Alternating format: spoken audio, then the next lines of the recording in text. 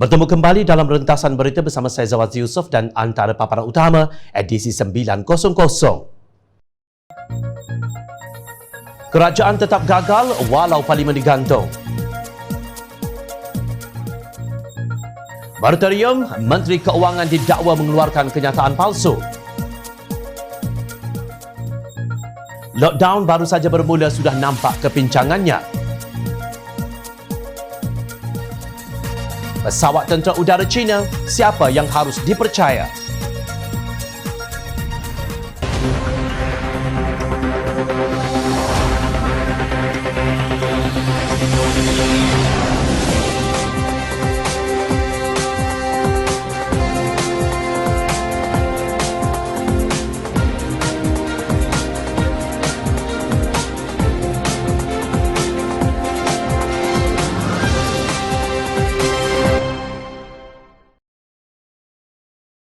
Assalamualaikum dan salam sejahtera. Menurut Majlis Pakatan Harapan, pakej rangsangan ekonomi Pemerkasa Plus berjumlah 40 bilion ringgit yang diumumkan Perdana Menteri Tan Sri Muhyiddin Yassin setelah diteliti didapati hanya 5 bilion ringgit sahaja merupakan suntikan tunai baharu dan bukannya 45 bilion ringgit suntikan tunai yang diperlukan ekonomi negara untuk mengatasi kesan teruk Perintah Kawalan Pergerakan PKP 3.0 terhadap ekonomi keseluruhannya. Kerajaan Pendekatan Nasional ini sepatutnya lebih berani berbelanja untuk memangkin pertumbuhan ekonomi dan seterusnya menyelamatkan negara dari kancah kemelesetan. Suntikan tunai 5 bilion ringgit sahaja langsung tidak memadai apabila PKP 3.0 dijaga mendatangkan kerugian 2.4 bilion ringgit sehari serupa PKP 1.0 dahulu. Kesan kerugian pada ekonomi dijangka berjumlah 60 bilion ringgit bagi PKP 3.0 ini. Suntikan terus 45 bilion ringgit ke dalam ekonomi berbanding 5 bilion ringgit yang dilakukan kerajaan akan benar-benar membantu mengurangkan kesan kerugian 60 bilion ringgit tersebut. Demikian kata Majlis Pakatan Harapan dalam kenyataan mereka yang dikeluarkan bersama oleh Presiden Keadilan Datuk Seri Anwar Ibrahim, Presiden Amanah Muhammad Sabu dan Setiausaha Agong DAP Lim Guan Eng. Perdana Menteri juga nampaknya meneruskan langkah ekonomi dan kebajikan ortodoks yang sama dengan memberi bantuan one-off. Walhal apa yang diperlukan sewaktu kita berada di dalam pandemik global ini adalah siri bantuan keuangan secara berkala untuk menyelamatkan pekerjaan, perniagaan dan ekonomi negara. Bantuan keuangan perlu bukan sahaja bagi kelompok B40 tetapi juga M40 untuk memastikan mereka tidak akhirnya tergolong ke dalam kelompok B40 nanti, tegas Majlis Pakatan Harapan.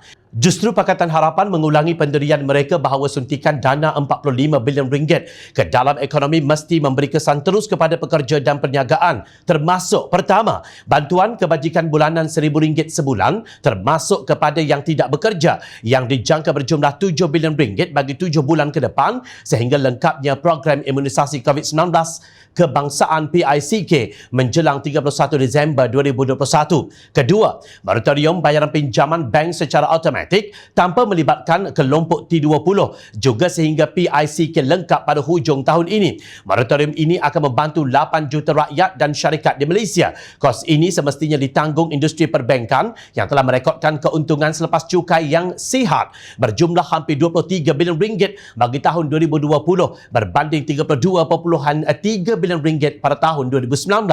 Ketiga, insentif pengambilan pekerja warga negara bagi jangka masa 2 tahun yang melibatkan insentif gaji RM500 sebulan dan insentif pengambilan kerja RM300 sebulan bagi majikan yang menelan belanja RM6.5 bilion setahun. Insentif ini dijangka mampu mewujudkan pekerjaan bagi 300,000 rakyat Malaysia di mana setakat Mac 2021 pengangguran di kalangan belia ialah pada kadar 13.4%. Manakala yang keempat, 3.5 bilion ringgit bagi Kementerian Kesihatan untuk mempercepat serta mempermudahkan PICK serta meningkatkan usaha saringan, mengenal pasti kontak rapat serta merawat kes positif COVID-19, meningkatkan kapasiti serta keupayaan hospital termasuk peralatan perubatan dan sumber manusia untuk mengelak runtuhnya sistem kesihatan awam kita. Dan kelima, 28 bilion ringgit dalam bentuk grant, subsidi upah, sewa dan utiliti, jaminan pinjaman dan pelanjutan kredit untuk perusahaan kecil dan sederhana PKS, pembinaan, peruncitan dan industri pelancongan yang kehilangan 100 bilion ringgit tahun lalu. Tanpa talian hayat dari kerajaan, sudah pasti industri ini akan menghadapi masa depan yang amat kelam. Menurut Majlis Pakatan Harapan, pakej bantuan awal yang bernilai 45 bilion ringgit ini ketika hampir semua sektor mengalami penutupan penuh sewaktu PKP 3.0 bukanlah jumlah yang besar apabila dibandingkan dengan 340 bilion ringgit yang telah dibelanjakan sewaktu PKP 1.0 dan PKP 2.0. Pakej bantuan 45 bilion ringgit ini diperlukan untuk menggerakkan seluruh masyarakat bukan sahaja untuk mengalahkan COVID-19 tetapi juga untuk mengurangkan kesan buruk ekonomi akibat penutupan penuh sekarang ini di samping mengelakkan kemelesetan ekonomi yang lebih buruk. Kadar pemberian vaksin yang rendah walaupun peruntukan 5 bilion ringgit telah memakai dana kumpulan wang amanah negara KWAN tanpa kelulusan parlimen serta proses pendaftaran atas talian bagi vaksin AstraZeneca yang begitu kelam kabut walaupun disediakan peruntukan 70 juta ringgit hanya menunjukkan betapa gagalnya kerajaan yang ada sekarang ini dalam menangani krisis ini, kata mereka. Menurut mereka, pengumuman bahawa jemaah menteri tidak akan mengambil gaji selama 3 bulan tidak mampu mengimbangi kegagalan total kerajaan ini atau meredakan rasa takut rakyat akibat COVID-19.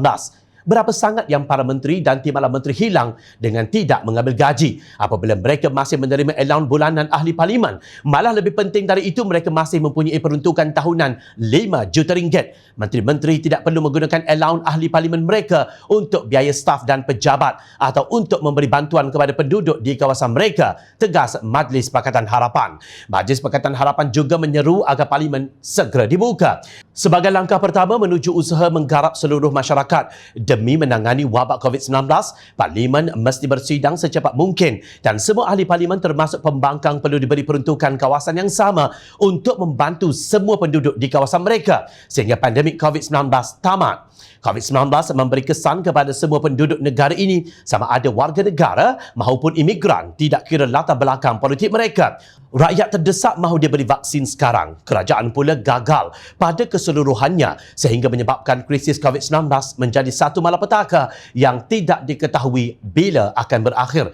Itu pun kerajaan masih angkuh, kononnya tahu semuanya dan enggan menerima pandangan pakar yang ada dalam negara. Sehingga hari ini walaupun sudah diisytiharkan darurat, rakyat tidak nampak di mana keikhlasan dan kejayaan scheme of things kecuali bilangan ahli kabinet mega. Menteri Keuangan Tengku Datuk Seri Zafrul Abdul Aziz dipertikai pelbagai pihak apabila berkata bahawa kerajaan tidak mempunyai kuasa undang-undang untuk memaksa bank menawarkan moratorium menyeluruh kepada para peminjam. Kami tidak memiliki kemampuan undang-undang untuk memaksa bank melakukan, katanya seperti dipetik Malaysia Kini. Program kanan Hanif Katri berkata kenyataan Tengku Zafrul itu adalah tidak benar, malah palsu dalam hal keadaan dan kuasa ordinans semasa penguatkuasaan darurat. Dia berkata kerajaan yang memegang kuasa tabik urus negara semasa darurat seperti mana yang telah dilakukan dalam penggubalan ordinan-ordinan lain sebelum ini boleh menggubal ordinan khas untuk paksa ke semua bank komersial dan syarikat keuangan memberi moratorium paksa mengikut keperluan yang difikirkan wajib bagi membantu golongan kategori B40 dan mereka yang terkesan dalam kategori M40. Ordinan darurat boleh digubal untuk perkara khas ini tanpa keperluan persetujuan bank negara, bank-bank komersial maupun syarikat-syarikat keuangan kerana dalam keadaan kecemasan semasa darurat ianya adalah wajib untuk diadakan penyelesaian yang tegas dan keras, tegasnya. Turut menyanggah kenyataan Tengku Zafrul ialah Ketua Pergerakan Pemuda UMNO, Datuk Dr. Ashraf Wajdi Dusuki, bila menghuraikan 3 punca kuasa utama yang memberi peruntukan kuasa besar untuk kerajaan melalui Menteri Keuangan mengarahkan bank-bank menawarkan moratorium secara automatik. 3 kuasa tersebut ialah Seksyen 72 Akta Bank Negara Malaysia 2009, Akta 701, Seksyen 6 dan 7 Akta Perkhidmatan Keuangan 2013, Akta 758 dan Ordinan Darurat Kuasa-Kuasa Perlu 2021. Hakikatnya, tanpa ordinan darurat pun, 2 undang-undang sedia ada memperuntukkan kuasa Menteri Keuangan yang amat besar hingga boleh mengarahkan mahupun mengatasi overrule sebarang keputusan Bank Negara Malaysia BNM, apatah lagi bank-bank komersial, katanya. Ashraf berkata syarikat berkaitan kerajaan GLC memiliki saham penentu sekurang-kurangnya 4 bank komersial. Tabung Haji Kumpulan Wang Simpanan Pekerja KWSP, Permodalan Nasional Berhad PNB dan Kumpulan Wang Persaraan diperbadankan KWAP memiliki 83% kepentingan dalam Bank Islam. Khazanah Nasional memiliki 30% dalam Bank Muamalat. PNB, KWSP dan KWAP memiliki 62% saham Maybank. Ketiga-tiga GLC ini juga memiliki 62.1% kepentingan dalam Bank CIMB. Justru Pemuda UMNO menyarankan agar kerajaan memanfaatkan sepenuhnya kuasa yang ada sebagaimana yang dinyatakan untuk mengarahkan bank-bank yang ternyata mencatat keuntungan mencecah berbilion ringgit hanya pada suku tahun pertama 2021 sahaja untuk menawarkan moratorium secara automatik kepada rakyat tanpa charge atau faedah tambahan selama 3 bulan dan tidak terhad kepada hanya golongan B40, tegas Ashraf. Sekarang apa lagi alasan Menteri Keuangan tebuk atap? Takkanlah semasa darurat kerajaan hanya boleh menggobal ordinan untuk merembat kumpulan wang amanah negara sahaja. Tetapi apabila dengan bank kerajaan tiba-tiba kehilangan punca. Sedangkan seperti yang kita semua sudah sedia maklum, sejak berlakunya pandemik COVID-19, tidak ada satu pun bank yang rugi, jauh sekali muflis. Inilah akibatnya apabila Menteri Keuangan tidak mewakili rakyat marhain tetapi sebaliknya bercakap seolah-olah menjadi wakil pihak bank. Inikah kerajaan berintegriti, berkebajikan dan prihatin? Tuan-tuan fikirlah sendiri. Akhirnya, Kerajaan Perikatan Nasional U-turn dan mengumumkan penutupan penuh sektor sosial dan ekonomi atau total lockdown. Fasa pertama di seluruh negara selama 14 hari bermula Selasa lalu sehingga 14 Jun depan. Perkara tersebut diputuskan dalam sidang khas Majlis Keselamatan Negara MKN mengenai pengurusan COVID-19 yang dipengerusikan Perdana Menteri Tan Sri Muhyiddin Yassin. Namun apa yang turut menarik perhatian ialah kenyataan Menteri Kanan Kluster Keselamatan Datuk Seri Ismail Sabri Yaakob yang dimuat naik Menteri Kanan Pertahanan itu di laman sosial. Penerusi hantaran tersebut, Ismail Sabri hanya menulis, "Saya dah tutup pintu depan tapi... Kenyataan itu disertakan pula dengan emoji sedih di akhir catatannya. Ahli Majlis Tertinggi UMNO Datuk Dr. Puan Azhar Kassi turut membangkitkan kenyataan tersebut di Facebook yang dikaitkan dengan Menteri Perdagangan Antarabangsa dan Industri MITI atau lebih dikenali sebagai Menteri Ekonomi Datuk Seri Muhammad Azmin Ali dan rakan sekongkolnya Datuk Zuraida Kamaruddin. Apa maksud Datuk Ismail Sabri Yaakob? Macam-macam tafsiran dibuat. Paling popular ia dikaitkan dengan Azmin Ali dan Zuraida. Oleh kerana ia dikaitkan dengan pintu, ada satu survey pernah dibuat tidak lama dahulu oleh netizen. Pilih Azmin Ali atau tombol pintu. Hasil survey adalah seperti yang dijangkakan, kata Puan. Pada 4 November tahun lalu, Azmin menciap di Twitter, "Mari kita kembali ke kelas matematik. Menurut anda, siapa yang mendapat undi yang lebih kuat, hebat dan meyakinkan?" Azmin membandingkan antara Donald Trump dan Joe Biden sebagai calon Presiden Amerika Syarikat. Ramai yang mentafsirkan ciapan itu sebagai hantaran sarkastik kepada Datuk Seri Anwar Ibrahim. Bagaimanapun beliau disindir oleh seorang warganet yang bernama Farouk yang menciap, "Engkau kalau bertanding dengan tombol pintu pun, orang akan pilih tombol pintu lah Azmin. Tak percaya? Meh tengok."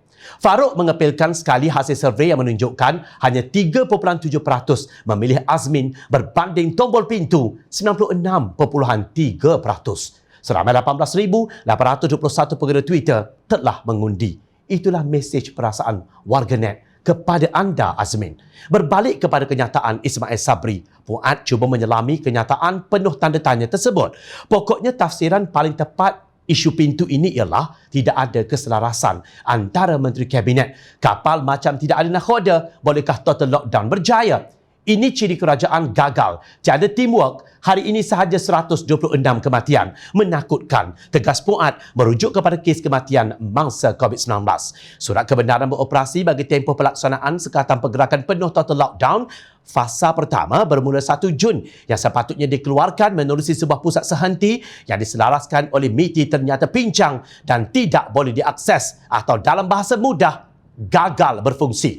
Akibatnya Ketua Polis Negara Datuk Seri Akris Sani Abdullah Sani mengambil alih tugas tersebut. Beliau mengarahkan polis menerima surat dikeluarkan kementerian, jabatan dan agensi berkaitan ketika sekatan jalan raya. Justru kalau warganet meluat kepada Azmin bukan semata-mata kerana beliau dalang langkah syaratan tetapi kerana beliau sememangnya tidak pernah kompeten. Kementeriannya yang menjaga ekonomi gagal beroperasi selaras dengan keperluan Kementerian Pertahanan yang menjaga keselamatan negara. Nampak tak? Lockdown bermula dengan kepincangan sebagai simbol kerajaan gagal. Jurucakap Kedutaan China berkata kesemua 16 pesawat tentera udara China PLAAF yang disahkan Tentera Udara Malaysia TUDM memasuki ruang udara zon maritim Malaysia tidak langsung menyasarkan mana-mana negara. Menurut Undang-Undang Antarabangsa, pesawat tentera China bebas melakukan lintas terbang di ruang udara yang relevan.